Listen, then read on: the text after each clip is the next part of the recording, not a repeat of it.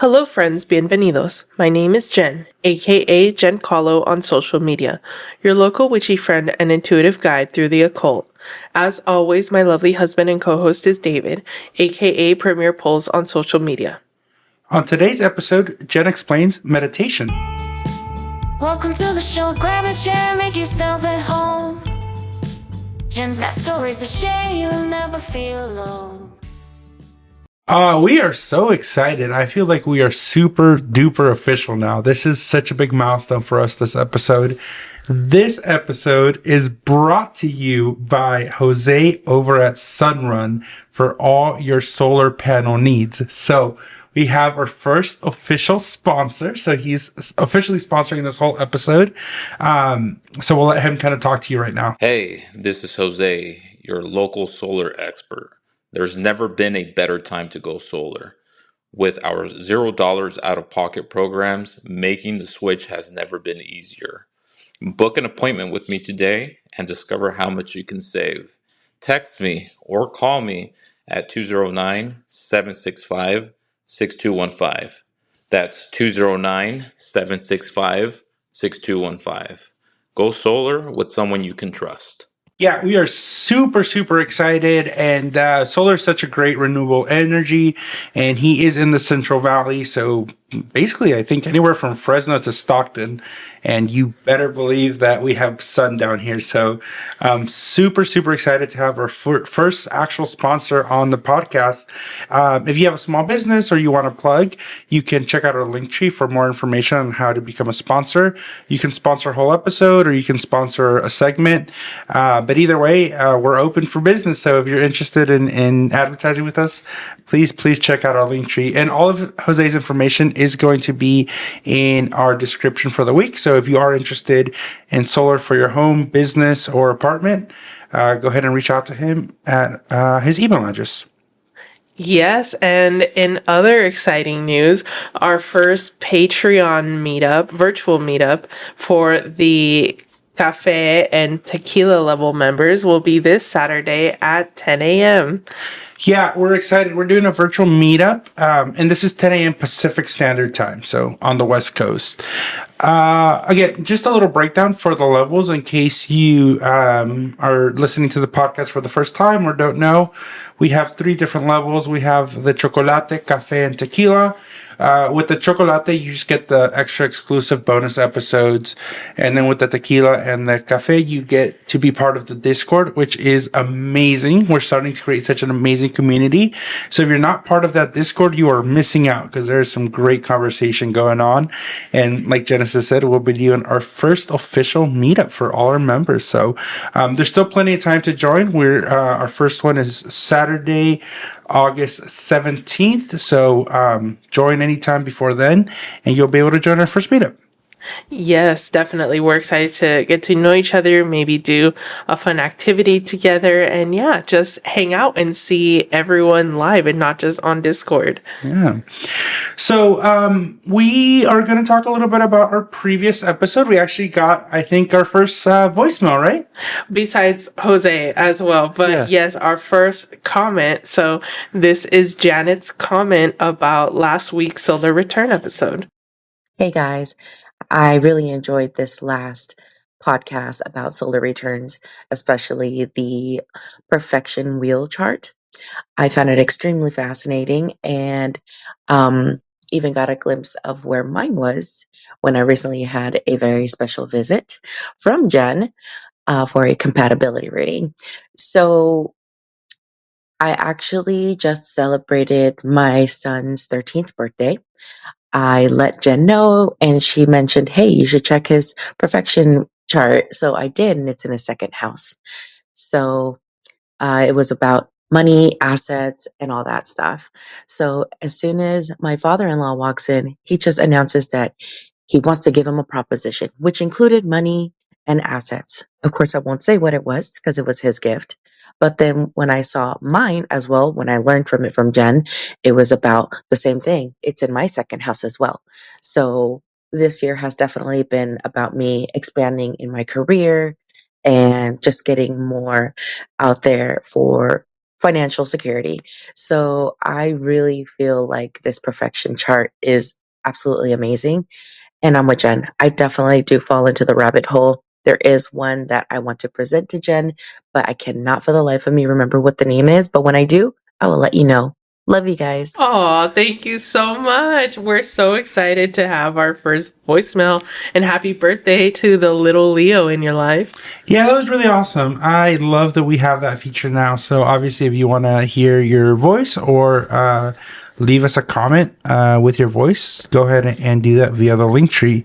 To address your comment, thank you so much. It was a really fun episode.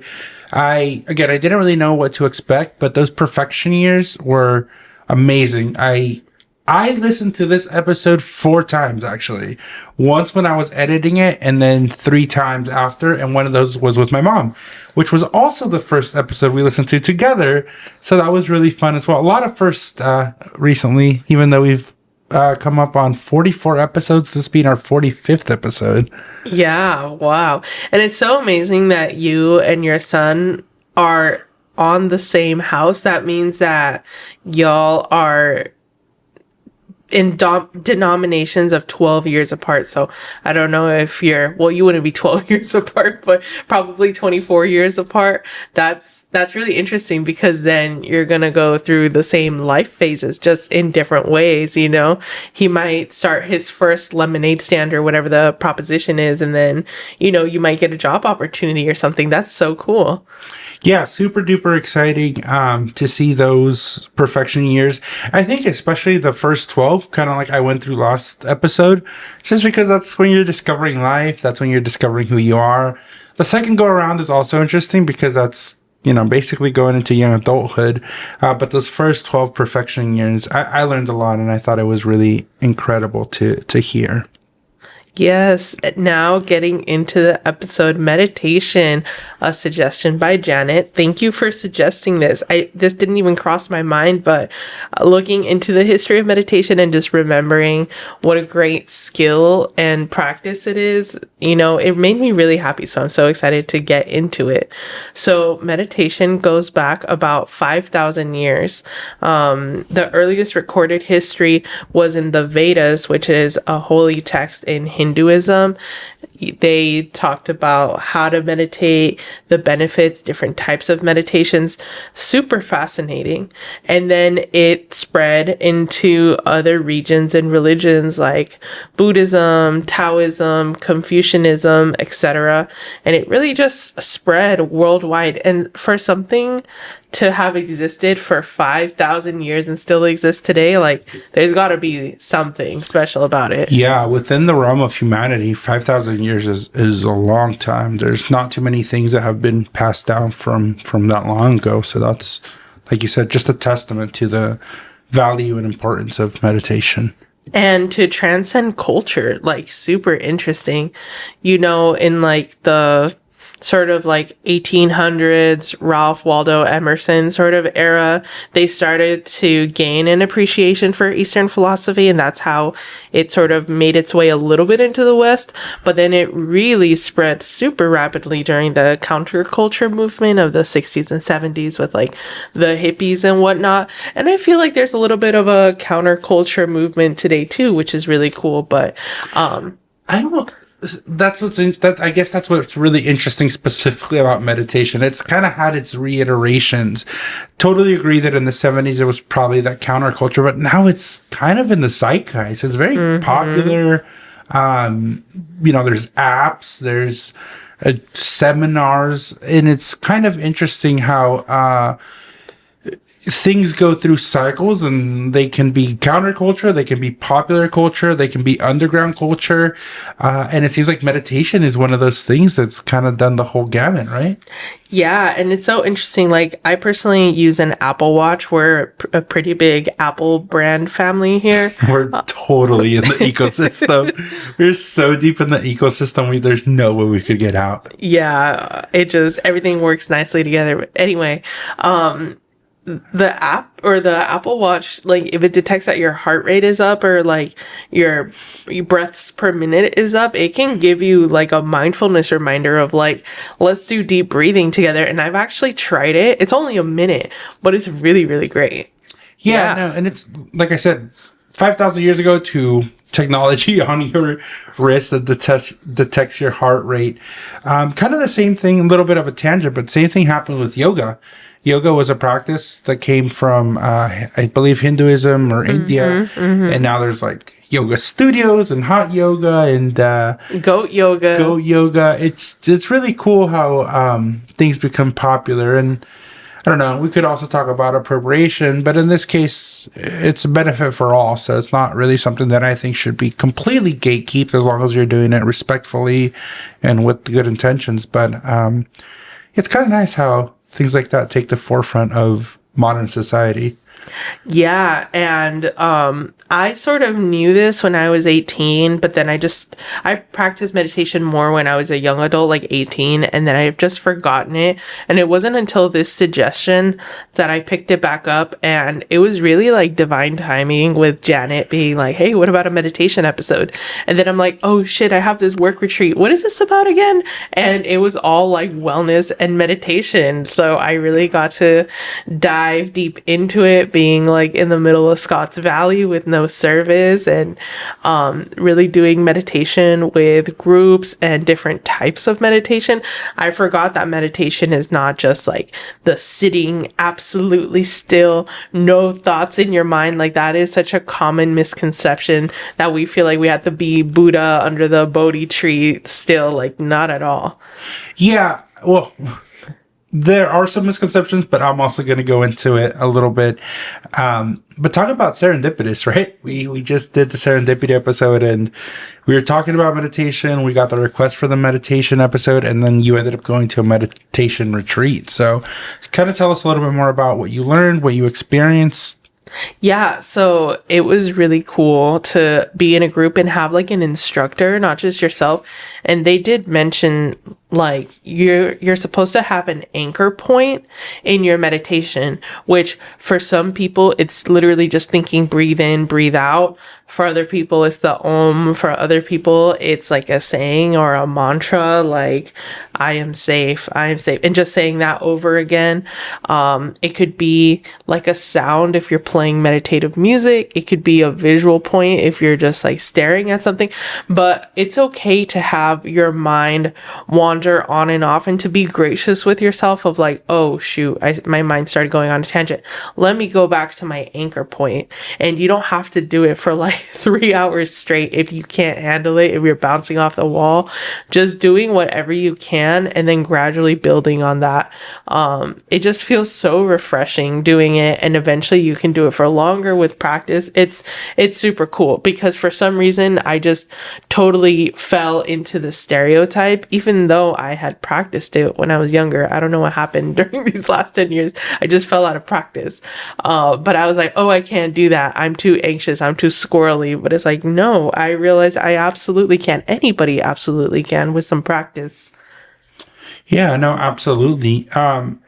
So we do talk a little bit about the paranormal, Like the spiritual metaphysical part. Yeah. So what are maybe some correlations with like the spiritual part of meditation?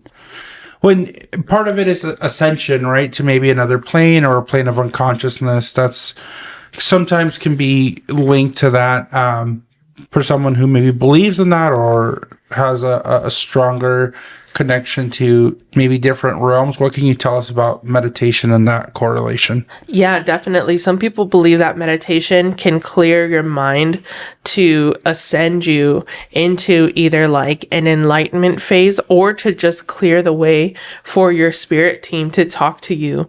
If your mind is busy, and some people associate meditation with like the third eye or the crown chakra, if you believe in chakras, that like when you're just so busy with the day-to-day stuff and you don't make time for meditation, the messages that are supposed to come through from the other side, from your spirit team, what have you, like just get lost because you're not quieting your mind. So that's definitely a belief going around right now with some folks that do believe in like spirit teams and chakras and things like that. I do find that there is some benefit to meditating. I feel like when I clear my mind, sometimes I do get answers to things that I was waiting on, or I have felt like a connection to like the best version of me where it's like, oh, this roadblock is now gone and I can see through it. So there's absolutely spiritual components to meditation. Do you think that's also a way to break through the spiritual noise? Because kind of going back to the not, I want to say savant, the cognates, The clairs, the clair abilities. Yeah, the clair abilities. It's been a while, so kind of correct me if I'm wrong, but I feel like when we did that episode, we talked a little bit about the different types of clair, like clairvoyance, clair, something else. But when we were going through that, I got the sense that sometimes it's uncontrolled or unwanted. You could have these clairs without necessarily wanting to have them.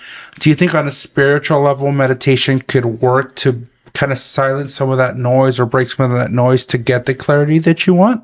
Yeah, absolutely. And folks that struggle with anxiety but also have clairs sometimes have trouble differentiating what's my psychic ability and what's my anxiety, which actually there's a huge like, not like a research study, but like just a lot of people are talking about it right now, sort of in the Like metaphysical space. anecdotally? Yeah, where it's like intuition is like a helpful whisper and anxiety is like a loud siren. So yeah, meditation is definitely one way to where you can quiet your mind and get rid of the anxiety noise and let your intuition speak. In a spiritual sense, is anxiety necessarily like a bad thing? Because wouldn't that be like, hey, you really do need to focus on this? Again, if you're talking about a spiritual level. Yeah, I feel like there's this new wave appreciation for anger and anxiety where it's like, you know, anger is divine because anger keeps you safe. Anxiety also keeps you safe. And especially if you grew up kind of like rough, those things helped you get to where you are now. But now if you're in a healthier space, living the softer life, you don't need those things to survive anymore. Well, and it's also important to remember, whether spiritual or just in your mental health, it is important to hold space for your emotions. Emotions themselves are not a bad thing. They're not good or bad. Yeah. It's kind of how it affects you that matters. Which is why meditation is so great, because it's like, for example, I have generalized anxiety disorder. I can't help it. But if I find myself getting stuck in a loop. Have you tried not having anxiety? Oh, gee, thanks. I haven't. But yeah, if you find yourself getting in like an anxiety loop and spiraling and you can't get out of it, you know, sometimes doing like, if you can't meditate on your own, if you're too anxious, there's like guided meditation. I know that there are different apps that offer different types of meditation. I've also heard of meditation with food. So at my like 9 to 5 type of job, we actually do have like a guided meditation every 2 weeks as part of like our work-life balance, and we do it together. And they've been talking about doing a food meditation where your anchor point is the food and the sensation of the food. Well, that totally makes sense. Obviously, you don't want to scarf a cheeseburger down that, but it's like a tea. Yeah. Or there's even that trend that we've tried with the like getting a really, really sour candy. Yes. To kind of break that noise. It's more of a grounding, which I'll go into a little bit because those kind of correlate. Yeah. Yeah, what is the difference between meditation and grounding? Yeah. So I guess I'll kind of give my piece. As far as the spiritual part, though, I did want you to go into it and explain it. I think on a spiritual, metaphysical level, we just have a general understanding that meditation can take you on a higher plane, a different spiritual plane, and also B, kind of break through that metaphysical noise, right? Yeah, ascend you, like if you're quote unquote like low vibration right now with anxiety, worry, drama of other people, to be like quote unquote higher vibration of like enlightened, at peace, chill, zen. Would meditation be something good to do before a manifestation? I think so, especially You haven't tried that yet, have you? I have not. But that totally makes sense, especially if your manifestation is coming from a place of worry and fear. Because, for example, sometimes when people are like really desperate and they're trying to manifest money, they just say, I want to manifest money. But then what you manifest is like mandatory overtime. Yes, you monkey-pie yourself. Yeah, exactly. Versus, like, let's say you clear your head before and you realize, okay, I'm not in the place where I want to be, and money can solve this problem. Instead, focusing on manifesting, like, I want to have my own business that is successful, that takes care of my basic needs and then some, that allows me to retire early, that allows me to go on vacation twice a year, that allows me to set my own schedule. So instead of manifesting like the tool, you manifest the outcome. When you're anxious, you might accidentally manifest the tool and then you give yourself more work. Yeah, I know, I like that. It's almost like that saying, sleep on it. Yes. Right? Meditate on it. Meditate on it. Oh, excellent. Awesome. So I think we have a good understanding. So I want to dive into more of the psychological and the physiological part of meditation. And like we said last week, this is kind of my episode to also take, just because this isn't only a spiritual or metaphysical practice. When I look at something on a psychological level, and I learned this in, I think, Psych 101, you always look at the biological survival part of it, right? Humans are driven by, our basic needs: food, hunger, reproduction. Those are some of the biggest contributors of motivation for us to do stuff. So I have some of my personal kind of thoughts on the matter, then some more of the scientific thoughts, and then I will be going into some research. But on a personal level, you talk about 5,000 years. I do believe 5,000 years ago we were modern humans by that time, which is Homo sapiens sapien, which is kind of what we are now. So I want to think of what the reason would be for the importance of meditation even 5,000 years ago. Taking into consideration that back then, survival was crucial on making sure you had food, shelter, warmth. We didn't have a lot of these extra anxiety problems that we have in modern age, right? And where's my next paycheck going to come from? So it was very primal 5,000 years ago. The best reason I can think for meditation being important, it's kind of the same reason for hibernation. Bears and certain animals hibernate, and the reason they hibernate is because there's less resources during difficult times. So if we learn to foster the power of meditation, we might be able to go longer without those resources, whether that be food, shelter. I'll go into it a little bit more, but meditation has been proven to lower your blood pressure, which means you're lowering your heart rate. The lower your heart rate is, the less resources you need to survive.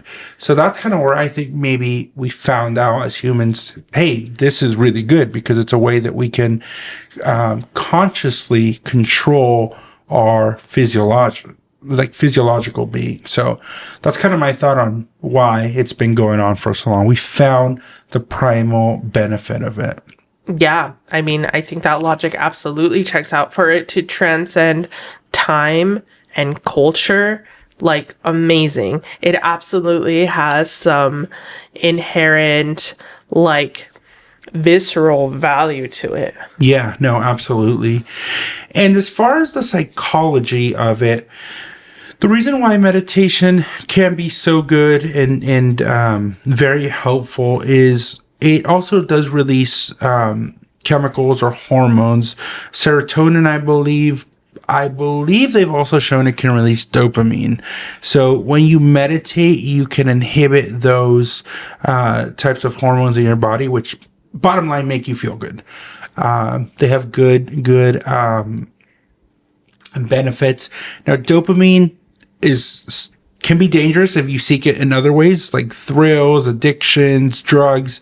But if you're doing it through meditation, it's a natural release of dopamine. So it's your body's natural release of those hormones. So it's better than having an external manner of releasing them. So that's another great reason for meditation.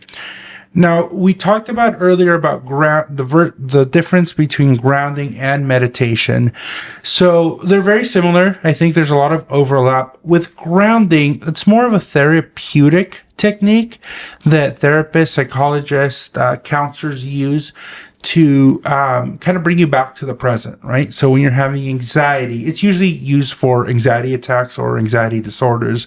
What grounding does, it allows your body to kind of do sort of a quick reset. It's kind of like a reboot. And when you ground yourself, it lets your body know that you're here in the present. When we do grounding exercises, a lot of the times it involves your five senses. It a lot of times starts with touch, right? You feel what's around you. Sometimes you can take off your shoes and literally feel the floor beneath you. So that just gives you an anchor point to your reality. It takes all those distractions that are more vague, not as thought out, because have you ever had the moment where you think of one thing and then you can just spiral and say, this is worst case scenario. Absolutely. If I do this, this is going to happen. So when you ground, it brings you back to reality. There's no worst case scenario of feeling your feet on the floor. That is just your reality in the moment. That's also why a lot of people like thrill seeking. So people who ride motorcycles, go skydiving, do very dangerous activities. It's almost like an extreme form of grounding, because when you're riding a motorcycle 100 miles an hour down the freeway, you're not thinking of your relationships. You're not thinking of, did I pay that bill? You're not thinking of those external stimuli or those external issues that can come about just from being a human being. You're focusing on one thing and one thing only. So even though it's super dangerous, there's people who that's why they call them thrill seekers, because that thrill of, if I'm not 100% focused on one thing, I could literally die, creates, again, that dopamine and creates that sensation. That is wild. I've never thought about adrenaline with grounding, but we have talked about how it, as someone that lives with generalized anxiety disorder, when I am faced with like a dangerous situation where, yeah, my life or my safety could be in danger, it's funny how all the noise stops. And I actually feel calm. Yeah.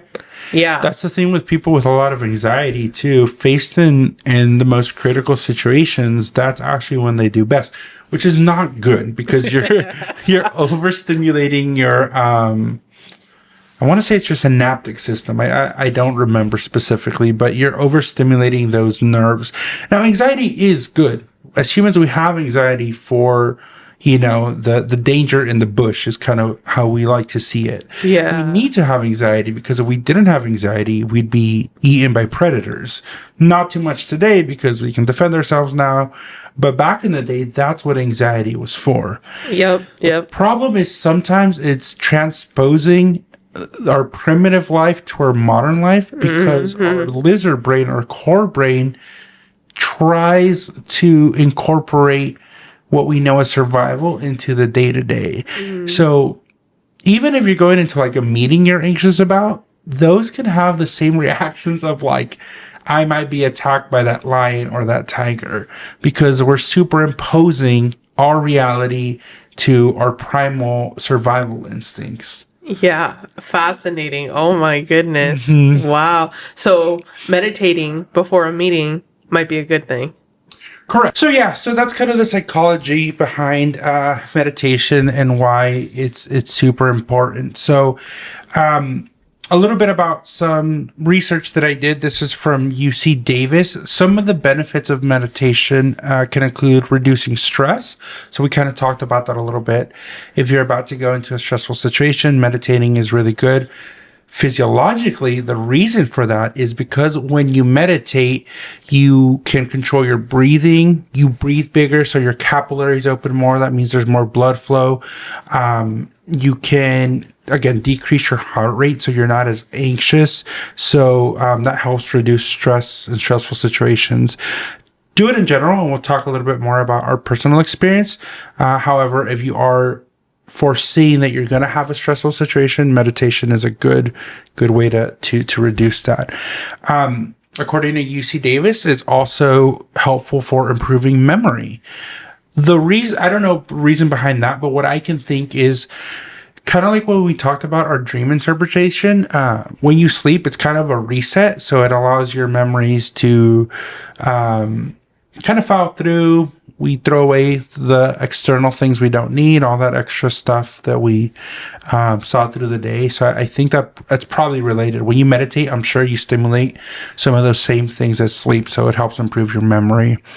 Because sleep is also good for maintaining memory. Increased attention, again, kind of same thing, going back to the physiological part of getting more oxygen in your blood, lowering that heart rate, so your attention is a lot bigger. Better sleep. So if you have any issues with meditation, that's actually a really, really great time to meditate, is right before you go to sleep. I think I read somewhere that it does affect your circadian rhythm. Your circadian rhythm is your natural body's rhythm on how to regulate your sleep cycle. So if you can start lowering that heart rate before going to sleep, turning off, any external stimuli, whether that be screens, and I know how difficult it is right now. So, listen to the podcast before you go to sleep. Yeah, you don't have to stare at the screen for it. There you go. And I don't want to be hypocritical. I think these are all great things to practice. These are all great things to practice. I don't know if we practice 50% of these. We're trying to get better. And at the end of the day, for us and our listeners, that's all you can do, is just kind of try and strive to go through these things. So, better sleep. Less pain. That one, I don't know how that works, but I'm guessing it's related to inflammation. If you do lower your heart rate, it's probably not as much blood pumping everywhere through like your joints and stuff. So it probably helps reduce inflammation. That's what I'm assuming. Or just get your mind off of the pain because you're focusing on your breathing. That's true. Yeah, that could also be true. Lower blood pressure, we talked about that. That's one of the bigger benefits is lowering blood pressure. If you suffer from high blood pressure, one of the first things the doctor will check for is your stress stimuli. They'll ask you, do you live a stressful lifestyle? Are you stressed at work? What do you do for work? So, meditation is a great way to help lower that blood pressure. And then, less anxiety. We've talked about that. Less depression. So, again, with depression, it can be a chemical imbalance. It can be a lack of dopamine. It can be a lot of brain functioning. So if you can meditate, then I guess there's studies that show that it can help to reduce some of that depression. And then lastly, they say you can become more empathetic, have greater compassion towards others. I don't really know how meditation would do that, but I'm guessing if you can kind of find yourself a little bit, you'll have more space to find other people and hold space for other people. So I'm guessing that's kind of how that works. Yeah. Wow. That's amazing that it has all those physical benefits. Mm-hmm. Yeah. So, really cool. All right. Let's talk about our examples. So we're going to talk about meditation in our personal life because I believe we both have experience from it. So why don't you tell us a little bit about kind of your personal experience with meditation? Yeah. So when I was a teenager, I was in the closet and the broom closet. So, I was a hardcore Catholic. At one point, I thought that I wanted to be a nun, and I was just all about it.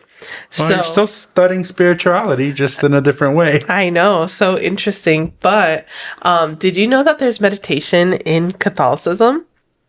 Yeah, I believe it because they have like your rosaries and your prayers and That's what nuns do. They pray most of the time. They actually. basically they're like monks. Yeah, Yeah, they praying basically is meditate. a form of meditation. And Yeah. funny enough, I'll kind of go into that myself. So when I was a young teenager that was a hardcore Catholic, I actually read a book called Rosary, the History and the Mysteries, and it did talk about how the rosary was inspired by Prayer beads. yeah, different types of prayer beads. There's not just like Buddhist prayer beads, there's also some in Islam, there's some in like Hinduism, but basically like Asian prayer beads are what inspired the rosary.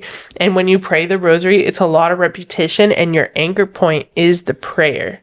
There's another type of meditation in Catholicism where you stare at what's called the monstrance, which is basically like a big like a spiky cross where in the middle there's like this big Eucharist, and it's basically like you're meditating on the body of Christ. And so it's super interesting. And when I was a hardcore Catholic, that was my jam. I loved to pray the rosary because it just felt so calming. And looking back, it's like I was really meditating. And that's probably what gave me like some peace. So yeah, that's just super interesting to analyze and look back at. Yeah. So that was when you were younger. What about in your more adult years? Yeah, I would say like around 18, I got introduced to guided meditations on YouTube, and I would play them and just sort of like close my eyes, and it would really help me relax. And then after that, I don't know, I just got busy with like internships and life and stuff. So I'm really trying to get Finding back into your it. romantic partner. Finding my man. Falling Yeah. in love. Exactly. Getting a pit bull together that won't stop being sick. Yeah. So yeah, just all those things made me busy. But after this retreat, it definitely showed me like, no, it's important to do that. And I sort of feel like I meditate when I walk with Lucy because I just focus on like the walking and it really clears my mind. And then something interesting that I learned at the retreat that I've never done before is like a brain dump where they're like literally just write every single thought that your mind has for like 5 minutes. So I was writing like, I wonder how David's doing. I hope Lucy's tummy feels better. This sunscreen ain't shit. TikTok lied to me. Like literally every single thought. I literally just wrote it. And after that, I felt so clear and I was able to meditate. That's also a big tool for therapy is journaling. It's not meditation. I don't want to like cross wires, but it is a good tool that kind of aligns with that. I think with AA, they also encourage journaling. So Cool. that makes sense. Just dumping your thoughts. Mm-hmm. You could start a podcast. Exactly. Yeah. Interesting. Awesome. So do you think you're going to take it up again more? I want to. Yes. Yeah. And then what about you? You have some history with meditation. I do, yeah. So I'll start off with meditation. It's like everything else. It's habit. You have to form a habit. You have to be consistent, and you have to work at it. You're not going to reach enlightenment tonight, or in one day. So I've known the benefits of meditation. I'll kind of go through my stints where I meditate, and then I'll talk about today. So today I actually meditated this morning because I knew we were going to do the episode, and I'm also trying to just be a little bit better. So for me, meditation, again, it is I don't have any spiritual or religious component to it. I understand the psychological and physiological benefits, so that's why I do it. The way I've done it is I have prayer beads. I think they're Buddhist beads. So again, it is more for that grounding. And what you do with the beads is you hold one bead at a time. You kind of work your way through. So when I meditate, I only do segments of 5 minutes at a time. And I try to work my way up. I think I've done like 5 to 10 to 15. But it's not easy. That's the other thing. Even though meditation is calming, it's very, very difficult. Yeah. So when I meditate, I focus on a few things. Like you said, we have that. You have your anchor point. So a good thing is to have a saying. I have a saying that I use. I took it from Teen Titans. There is this character from Teen Titans. Her name is Raven. Are you familiar with her? Yes. Yeah. So yes. she's super just kind of gothy look, Yep. super like, yeah, obviously her name is Raven, and her superpower is like she's dark, so her emotions, like if they get out of control, basically it can kind of destroy things. So I thought that was cool. And anytime she's gonna do an incantation or use her powers, she says Azarath Methriel Synthos, which I literally have no idea what that means. That's just her saying. So I actually stole that. So that's what I use. Again, because I don't have any religious or spiritual correlations. You can say anything you want. So I thought that was kind of cool. So that's when I Interesting. meditate, that's what I use. So I do 5 minutes at a time. I ground myself doing that. And when you meditate, what you're supposed to do, because what happens is if you're sitting thinking of just one thing, what happens is intrusive thoughts come into your mind. So when you meditate, what you're supposed to do is try to reduce all that noise. So just to maybe bring you a little bit into my head, I'll be meditating. Obviously, the first 10 seconds, it's kind of just finding your grounding, kind of taking in your environment wherever you are.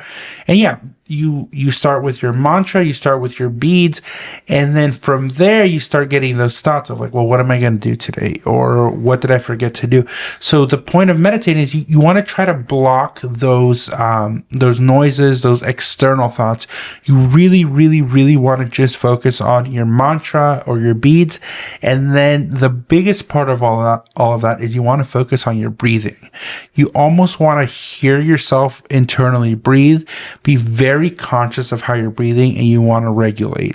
So I've noticed with me personally, when I start the first minute or so, a lot of it is mostly just trying to control my breathing. And then you think of how, wait, that last breath wasn't in step, it has a rhythm. So you can kind of spiral a little bit, but that's what meditation is, finding yourself. So if you mess up your mantra, if you miss a beat, if your breathing is off, don't worry about it. You can start over and start over and start over, and eventually you'll kind of get it. So that's how I meditate, and it is wonderful. You feel really relaxed, and then you kind of I close my eyes when I meditate. If you're doing it, I do recommend closing your eyes, and then when you open your eyes, open them slowly. Don't right away open them, because all the light is going to come in, and it can kind of break that concentration you worked on. So as you're coming out of your meditation, let that also be gradual. Don't just be like, finish my meditation, now let me go, do something crazy. Like, ease your way into it a little bit. Today's meditation was really cool because I was in a sauna. So I had my headphones on. I threw on meditation music. I didn't have any beads, so I just worked on my breath work. But it was really cool with the sauna because as I was sweating, I could feel like the sweat beads. And I focused on that and really felt how like the sweat felt in my body. And what was a really interesting sensation is as I was sweating, I wanted to wipe it off. But because you're not really supposed to move, you're kind of just supposed to embrace your environment. It was a mind over matter exercise. It's really annoying when you're sweating. You just want to wipe it. But being able to not do that and really focus on my breathing and my meditation was a really cool experience. So if you have access to it and you're healthy enough to go into a sauna, I recommend it. It was really nice. On top of that, it's a public sauna, so there was people in there. So I had to focus that literal outside noise, not just the external thoughts, but also that noise from other people. So Wow. enjoyed it. Yeah. I would also recommend, if you can, adding an olfactory aspect to it. So maybe burning an incense or eucalyptus is really good. I've mentioned this before, but your smell is your strongest sense, and it's a direct line to your memory. So anything that you can also relate with smell, you kind of talked about it a little bit with food. That's also something good to add to your meditation. Wow. Yeah. So this was a really good episode. I really encourage all our listeners, whether you're a believer, not a believer, a skeptic, try it out. Between now and next week with our next episode, maybe try a little meditation session and let us know how that goes. Let us know how you feel. And it's not something that you're going to master overnight, little by little, and let us know how that goes. Yeah, this was such a great episode, and I'm so excited for next week's episode, which is Virgo season. Are we back on our signs? Well, it's not that we're back on it; it's that the sun is moving into. Well, no, I know, but yeah, it's a sign. Yeah, It's it's a sign change. Yeah, which I'm like, wow, Leo season is almost ending. No. Yeah, that's exciting. If somebody wants to get a hold of you, how can they do so? Instagram, TikTok, YouTube at Giancarlo or giancarlo.com. Yeah. And again, thank you so much, Jose, for sponsoring this episode. Again, this episode was sponsored by Jose over at Sunrun. So if you have any needs for solar panels, especially now, we're lucky we're on good energy, but if we were not, I would be calling him right now and saying, put us on that good energy, because PG&E is super duper expensive right now. Absolutely. Yeah. Remember to stay cool. Remember, the magic within you makes the world a more beautiful place. Blessed be.